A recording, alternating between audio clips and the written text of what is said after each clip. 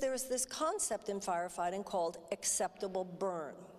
That if it's up to a certain point, if it doesn't get any worse, just let it burn. That's the best way to handle it. But what happened that particular summer was that there were too many acceptable burns happening at the same time, too close to one another. And that caused a huge conflagration and changed the calculus from that point forward. That's what's happening on the planet today. And that's what's happening in our country today. There are a lot of things which, if that was all we had to deal with, okay, it's bad, but we can absorb that.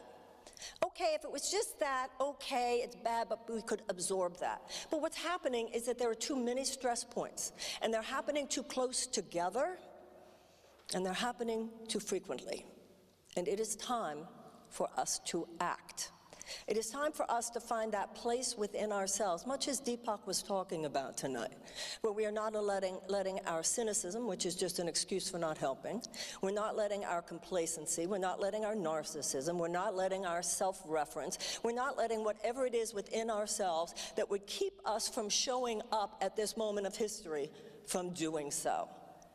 This moment is about not learning new things we didn't already know, because I'm not going to tell you anything tonight that you don't already know.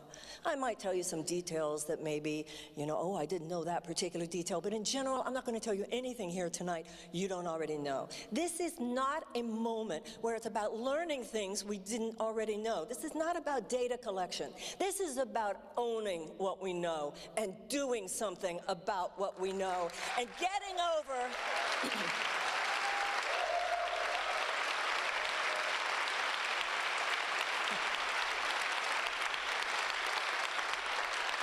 and getting beyond the foolish, irresponsible, immature, unsustainable thought that we can look to the political establishment that made it this bad and expect them to fix it.